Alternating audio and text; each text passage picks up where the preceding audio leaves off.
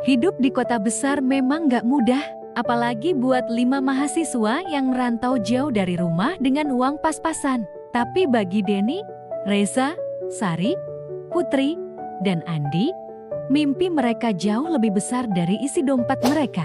Kadang ngerjain tugas bareng, kadang cuma ngobrol sambil rebahan. Yang pasti, ada satu ritual yang gak pernah absen, makan mie instan bareng-bareng. Setiap malam, di kos sederhana mereka, 5 sekawan ini selalu berkumpul. Mie lagi, keluh Putri sambil nyeduh mie cupnya. Masih mending ada yang bisa dimakan daripada puasa sampai besok, balas Reza sambil tertawa.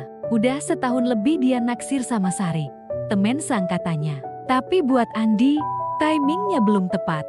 Masih kuliah, masih ngandelin kiriman orang tua, rasanya belum pantas buat ngungkapin perasaan. Di antara mereka berlima, ada satu rahasia yang cuma Andi yang tahu. Suatu hari nanti, Andi sering bilang ke dirinya sendiri, kalau aku udah bisa kasih lebih dari sekadar mie rebus. Tapi hidup emang penuh kejutan. Suatu malam, pas mereka lagi ngerjain tugas kelompok, Sari tiba-tiba nanya, kalian pernah nggak sih suka sama teman sendiri? Kadang yang terdekat malah yang paling nggak kelihatan. Ya, Andi hampir keselak kuah mie-nya. Aku masih belum bisa kasih apa-apa. Tapi kalau kamu mau tunggu, aku janji bakal.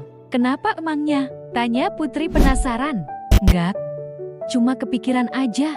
Bedanya, sekarang Andi dan Sari duduk bersebelahan, cincin kapal berkilau di jari mereka.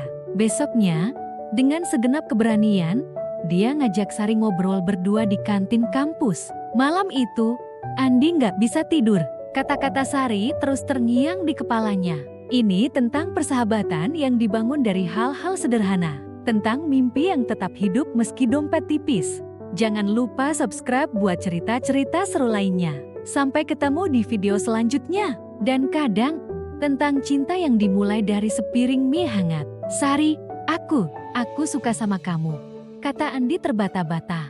Aku tahu ini mungkin bukan waktu yang tepat. Mau traktir aku mie rebus plus telur?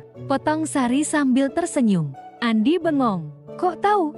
Kamu kira aku nggak pernah notice tiap kali kamu dim-dim nambahin telur ke mie aku waktu lagi boka? Ternyata selama ini, Sari juga udah nyadar perasaan Andi. Dan buat dia, gestur sederhana kayak nambahin telur ke mie-nya itu justru yang bikin dia jatuh hati. 5 tahun berlalu. Sekarang mereka berlima udah pada kerja, punya penghasilan sendiri. Tapi sebulan sekali, mereka masih ngumpul bareng. Ingat enggak dulu kita survive cuma modal mie instan? Kata Reza nostalgia. Yang penting bukan mie-nya, sahut Sari sambil melirik Andi. Tapi sama siapa kita makan mie-nya?